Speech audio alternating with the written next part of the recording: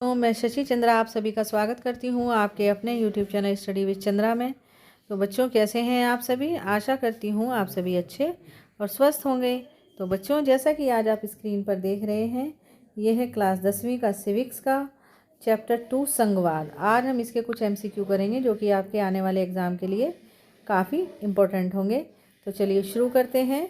शुरू करने से पहले ज़रूरी बात कि यदि आप मेरे चैनल पर पहली बार आए हैं तो बच्चों चैनल को सब्सक्राइब कर लें और बेल आइकन को प्रेस कर लें, जिससे आगे आने वाली वीडियो का आपको टाइम से नोटिफिकेशन मिल जाएगा। और वीडियो को लाइक और शेयर करना ना भूलें। तो चलिए शुरू करते हैं आज का पहला क्वेश्चन।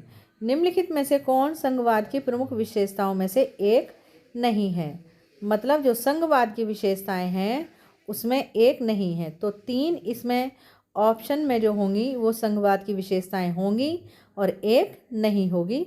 तो आपको उसके 3 ऑप्शन भी लर्न हो जाएंगे जो कि संघवाद की विशेषताएं होंगे। तो चलिए पहला ऑप्शन है सरकारों के 2 या 2 से अधिक स्तर, कानून बनाने, कर वसूलने और प्रशासन के विशिष्ट मामलों में से प्रत्येक स्तरीय का अपना अधिकार क्षेत्र, सरकार के प्रत्येक स्तर के अस्तित्व और अधिकार की संवैधानिक गारंटी। ऑप्शन डी है सरकार के किसी एक स्तर से संविधान को एक तरफा बदला जाना। तो ये जो तीनों हैं ये संघवाद की विशेषताएं हैं, ए, बी और सी। और जो ऑप्शन डी है वो इसका करेक्ट है कि सरकार के किसी एक स्तर से संविधान को एक तरफा बदला जाना संघवाद की विशेषताएं नहीं है। अगला है क्वेश्चन नंबर 2। भारतीय संविधान द्वारा कितनी भाषाओं को अनुसूचित भाषाओं का दर्जा दिया गया है। 20 भाषाओं को, 21 भाषाओं को, 22 भाषाओं को या 23 को। तो ऑप्शन सी जो है वो करेक्ट है, 22 भाषाओं को। Question number 3। 2 प्रकार के मार्ग हैं जिनके माध्यम से संघों का गठन किया गया है। ये कौन से हैं जिनके माध्यम से संघों का गठन किया गया है। एक मार्ग में स्वतंत्र राष्ट्र शामिल है जो एक बड़ी इकाई बनाने के लिए एक साथ आती है। ऑप्शन बी दूसरा मार्ग वह है जहां एक बड़ा देश अपनी शक्तियों को राज्यों और राष्ट्रीय सरकार के बीच विभाजित करने का निर्णय लेता है। विभाजित मतलब बांट देता है। उपरोक्त दोनों। और डी ऑप्शन है उपरोक्त में से कोई नहीं। तो ऑप्शन सी करेक्ट है क्योंकि ये दोनों जो हैं वो संघों का गठन करने के लिए किया जाता है इनके माध्यम से। अगला है क्वेश्चन नंबर 4। भारत में कितने प्रतिशत लोगों की मातृभाषा हिंदी है। 35%, 40%, 45% या 50%। ऑप्शन बी 40% लोगों की मातृभाषा हिंदी है। Question number 5। इनमें से कौन सा कथन गलत है। ए आमतौर पर एक महासंघ के पास सरकारों के 2 स्तर होते हैं।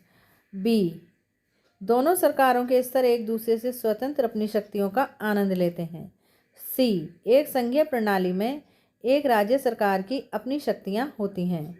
डी एक संघीय प्रणाली में राज्य सरकार केंद्र सरकार के प्रति जवाबदेह है। तो सही ऑप्शन इसमें डी है क्योंकि संघीय प्रणाली में क्या होता है, जो राज्य सरकार होती है वो केंद्र सरकार के प्रति उत्तरदायी होती है। मतलब उसको जवाब देना पड़ता है कि राज्य में क्या व्यवस्था है और राज्य में क्या चल रहा है। अगला है क्वेश्चन नंबर 6। संघीय प्रणाली के मूल उद्देश्य क्या हैं।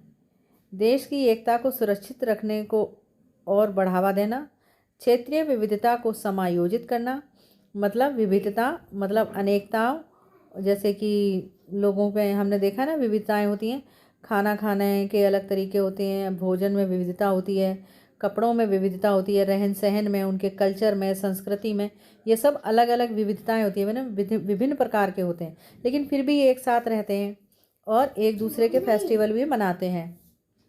ऑप्शन सी है विभिन्न समुदायों के बीच शक्तियों को साझा करना। तो ऑप्शन डी जो होगा वो करेक्ट होगा। ए और बी दोनों सही हैं। इसमें देश की एकता को सुरक्षित रखने को बढ़ावा देना और क्षेत्रीय विविधता को समायोजित करना क्या है, संघीय प्रणाली के मूल उद्देश्य हैं। अगला है क्वेश्चन नंबर 7। निम्नलिखित में से कौन सा कथन एकात्मक सरकार के संबंध में गलत है। तो यहाँ गलत पूछा गया है, तो 3 सही ऑप्शन होंगे और 1 गलत होगा। सरकार का केवल एक स्तर या उप इकाइयाँ केंद्र सरकार के अधीनस्थ। केंद्र सरकार प्रांतीय सरकार को आदेश पारित कर सकती है। एक राज्य सरकार केंद्र सरकार के प्रति जवाबदेह है। राज्य सरकारों की शक्तियां संविधान द्वारा गारंटीकृत हैं। तो यहाँ पर गलत पूछा गया है तो गलत होगा ऑप्शन डी, और बाकी ये 3 जो हैं वो करेक्ट होंगे। तो हमसे गलत पूछा है तो ऑप्शन डी इसका आंसर होगा। क्वेश्चन 8, भारत का संविधान मूल रूप से इसके लिए प्रदान किया गया है। किसके लिए? सरकार की 2 स्तरीय प्रणाली के लिए, सरकार की त्रिस्तरीय प्रणाली के लिए, सरकार की एकल स्तरीय प्रणाली के लिए, सरकार की एक 4 स्तरीय प्रणाली के लिए। तो ऑप्शन ए करेक्ट है। तो भारत का संविधान का जो मूल रूप है वो सरकार की 1-2 स्तरीय प्रणाली के लिए है। अगला है क्वेश्चन नंबर 9, निम्नलिखित में से कौन सा साथ रहकर संघ का उदाहरण नहीं है? भारत, स्पेन, बेल्जियम या स्विट्जरलैंड। तो ऑप्शन डी करेक्ट है, स्विट्जरलैंड। अगला है क्वेश्चन नंबर 10, निम्नलिखित में से कौन साथ आकर संघ का उदाहरण नहीं है? Bharat, USA, Switzerland, Australia. तो इसका जो करेक्ट ऑप्शन है वो है आपका भारत। पूरे जिले का प्रशासन कौन संभालता है? सरपंच, मेयर, जिला मजिस्ट्रेट या कलेक्टर या सत्र न्यायाधीश। तो ऑप्शन सी जिला मजिस्ट्रेट या कलेक्टर। क्वेश्चन नंबर 12, किस अवधि में देश के कई राज्यों में क्षेत्रीय राजनीतिक दलों का उदय हुआ है? 1990 के बाद की अवधि, 2000 के बाद की अवधि, 1980 के बाद की अवधि या 1970 के बाद की अवधि। तो 1990 के बाद की अवधि में कई राज्यों में क्षेत्रीय राजनीतिक दलों का उदय हुआ है। क्वेश्चन नंबर 13, ग्रामीण स्थानीय सरकार किस नाम से लोकप्रिय है? जिला परिषद, पंचायत समिति, पंचायती राज या उपरोक्त में से कोई नहीं। तो पंचायती राज यानी ऑप्शन सी जो है वो करेक्ट है, ग्रामीण स्थानीय सरकार के नाम से लोकप्रिय है। क्वेश्चन नंबर 14, पंचायत राज की 3 स्तरीय प्रणाली का कौन सा हिस्सा नहीं है? नगर पालिकाएं, ग्राम पंचायत, ब्लॉक समिति या जिला परिषद। तो ये जो तीनों हैं ये पंचायती राज की 3 प्रणाली के हिस्से हैं, लेकिन जो नगर पालिकाएं हैं वो पंचायती राज की 3 स्तरीय प्रणाली का हिस्सा नहीं है। तो यहाँ पर आप क्या जो ऑप्शन ए है वो करेक्ट होगा। अगला है क्वेश्चन नंबर 15, नगर निगम के प्रमुख को क्या कहते हैं? मेयर, चेयरमैन, सचिव या प्रधान। तो मेयर कहते हैं।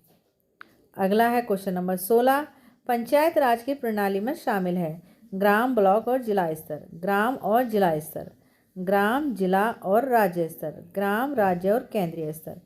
तो ग्राम, ब्लॉक और जिला स्तर यानी ऑप्शन ए जो है वो करेक्ट ऑप्शन है। अगला है क्वेश्चन नंबर 17, जब सत्ता केंद्र और राज्य सरकारों से छीन ली जाती है और स्थानीय सरकार को दे दी जाती है तो उसे क्या कहा जाता है? वितरण, केंद्रीयकरण, पुनर्गठन और विकेंद्रीयकरण। तो उसे कहा जाता है विकेंद्रीयकरण। देखो, विकेंद्रीयकरण का मतलब होता है ये है सेंट्रल, और यहाँ से सबकी तरफ जो है वो सत्ता जो है उसका विकेंद्रीकरण कर दिया गया है। यानी कि पंचायती राज व्यवस्था जो है वो विकेंद्रीकरण का उदाहरण है। ठीक है, और केंद्रीयकरण में क्या होता है? केंद्रीयकरण में होता है सभी शक्तियाँ केंद्र को प्राप्त हों। ठीक है, विकेंद्रीयकरण का मतलब सभी को दे देना, और केंद्रीकरण का मतलब सबकी शक्ति एक जगह यानी कि केंद्र में। अगला है क्वेश्चन नंबर 18, भारत सरकार की भाषा नीति के बारे में सही कथन चुनें। अंग्रेजी हमारी राष्ट्रीय भाषा है, नागरिक किसी भी भाषा को राष्ट्रीय भाषा के रूप में चुनने के लिए स्वतंत्र है, हिंदी हमारी राष्ट्रीय भाषा है, भारत के संविधान ने किसी भी भाषा को राष्ट्रभाषा घोषित नहीं किया है। तो ऑप्शन डी करेक्ट ऑप्शन है। अगला है क्वेश्चन नंबर 19, निम्नलिखित में से कौन संघ सूची का विषय नहीं है? विदेशी मामले, मुद्रा, बैंकिंग या कानून और व्यवस्था। तो सही है, कानून और व्यवस्था जो है वो संघ सूची का विषय नहीं है। अगला है क्वेश्चन नंबर 20, निम्नलिखित में से किस देश में सरकार का संघीय रूप है? मिस्र, श्रीलंका, ऑस्ट्रेलिया या इंग्लैंड। तो ऑप्शन सी करेक्ट है, ऑस्ट्रेलिया जो है वो संघीय रूप नहीं है। तो बच्चों ये थे कुछ इंपॉर्टेंट क्वेश्चन जो कि आपके आने वाले एग्जाम के लिए काफ़ी महत्वपूर्ण होंगे।